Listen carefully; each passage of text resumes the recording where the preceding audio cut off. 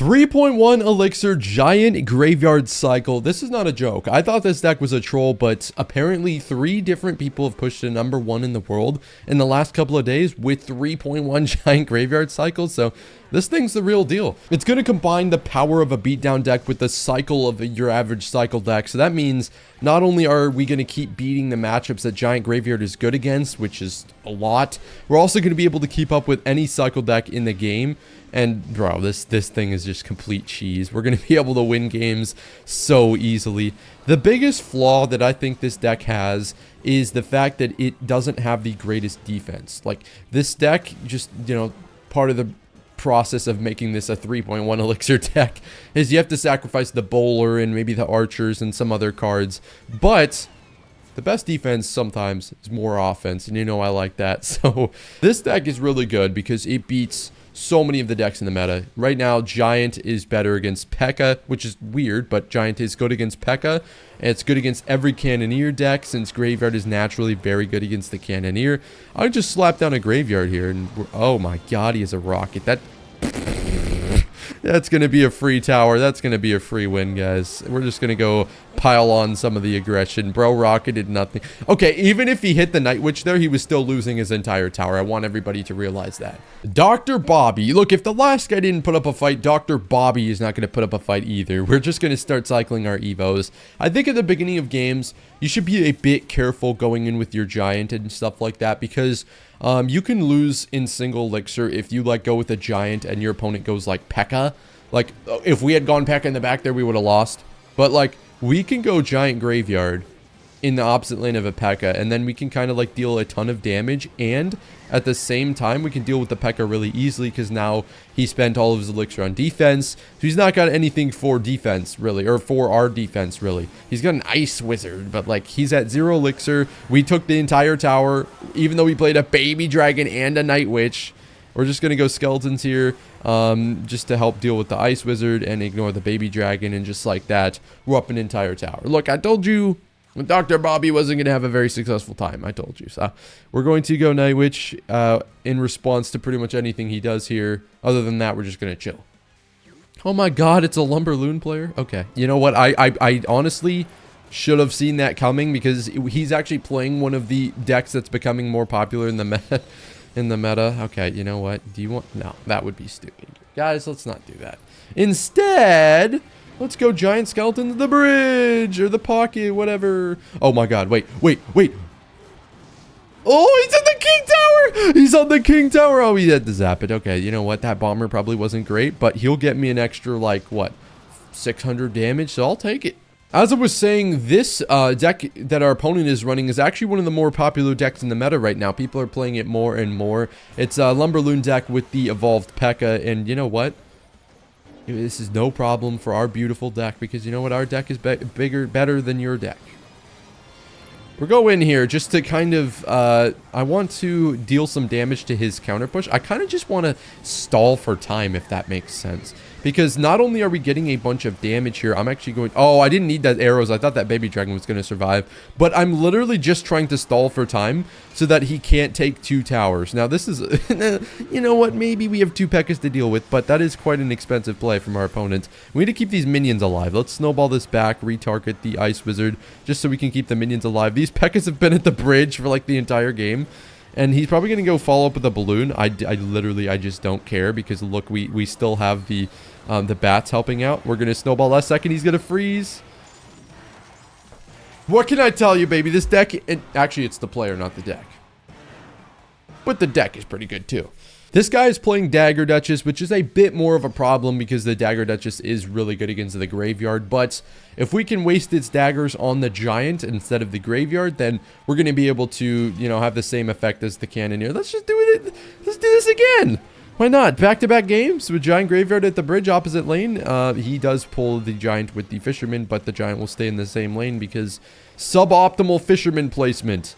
Yay. I won't spend any more elixir on the push itself, because as you can see, we have a massive counter push to deal with, which is the kind of the problem when you're playing this type of deck, is the counter push is just going to be insane most of the time.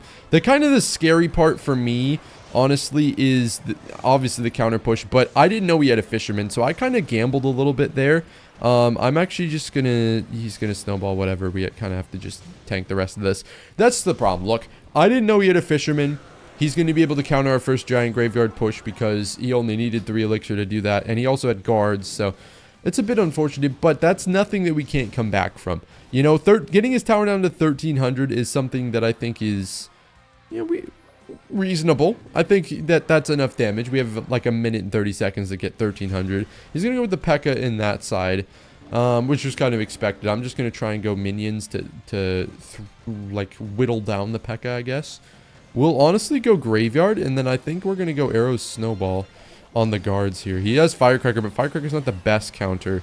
Oh, they're level 14 guards. I didn't need to do that. I'm cringe. We'll go Evo Bomber here to make sure that we actually do end up taking this tower, regardless of if the giant got there or not. And so now, this is interesting. Let's go skeletons. Let's go skeletons minions since his arrows are out. Oh, my minions are gone. Okay, great. I don't think these skeletons are actually going to do anything here. Is that like crazy? We're not doing any damage. Why are we not? Oh my god.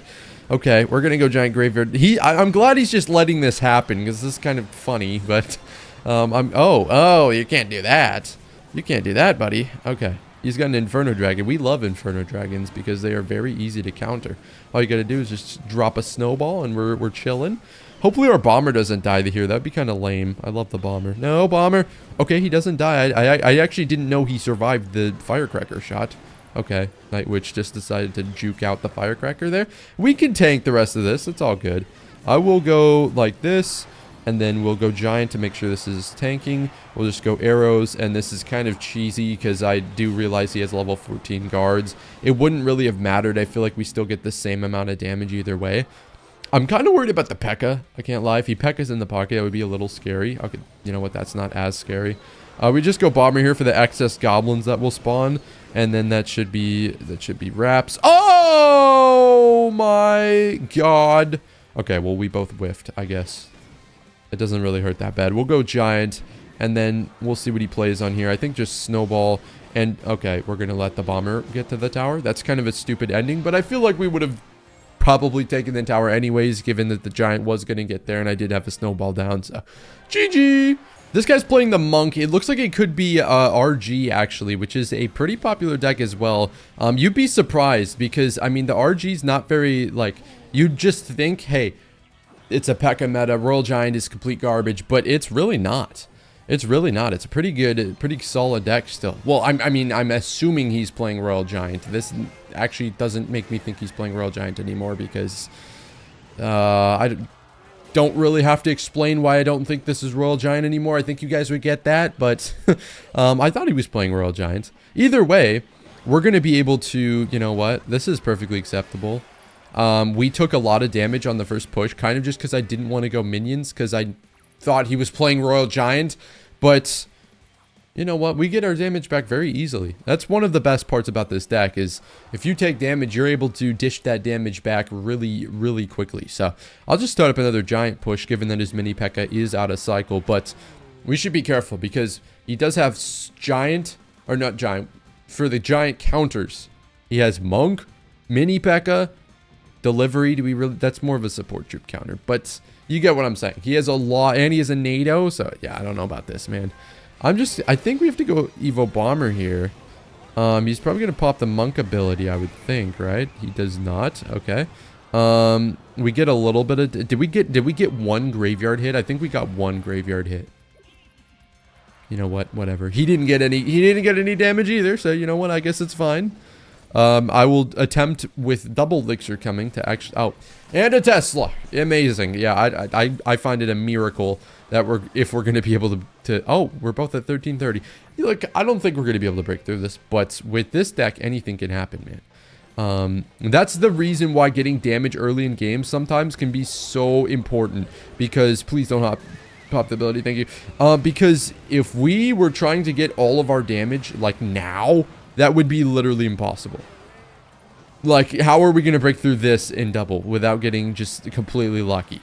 We're not. It's just not going to happen. We'll go graveyard here. He did use his delivery, which I find is pretty good for us. He's got a bomber. We're snowball that. I'm actually just going to overcommit a little bit here. Yes, let's go. That's big. That's big. That might be game.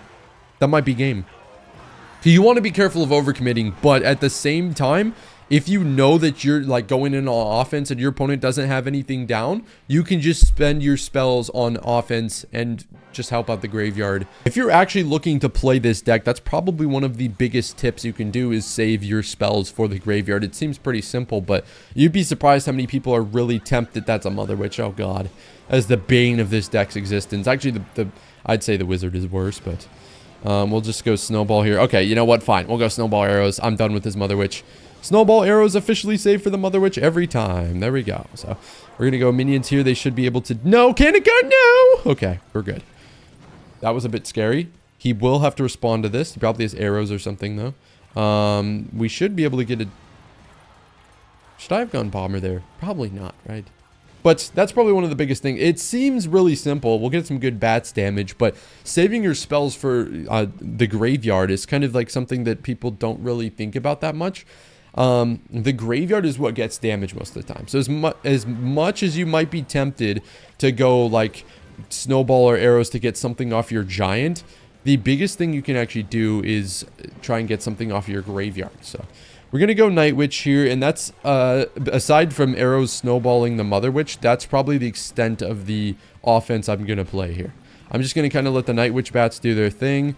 Graveyard won't happen because I don't have enough elixir to graveyard and arrows zap the Mother Witch, or arrows snowball the Mother Witch. He uses arrows there, so now we can just do this. Doesn't get the ability off in time. I will actually go graveyard here because I should be able to go arrows snowball on the Mother Witch. Oh, actually, you know what? Screw the Mother Witch. I wouldn't screw the Mother Witch, but yeah, I won't go in depth into that. He's going to try and mount a comeback, and I just don't think that that's going to work. You know, I'm too good to... also, Bomber. Evolve Bomber's broken, bro. I'm too good to let him do that. But this deck is absolute cheese, and I think if you put in the practice with it and you work a little bit with this deck, and you just, you know, want to use it for fun, you're going to be able to stomp so many people. With just a little bit of practice put in, you can play even so much better than I'm playing in this video, because I've only been playing this deck for like, what, a couple hours maybe? It is so easy. It's so easy, and it's so satisfying to just make the simple plays to just dominate your opponents. I hope you guys enjoyed that video. I'm kind of trying something new with my video style, so let me know what you guys think, and you guys have a great rest of your day. Make sure to leave a like if you haven't already, and have a great rest of your day.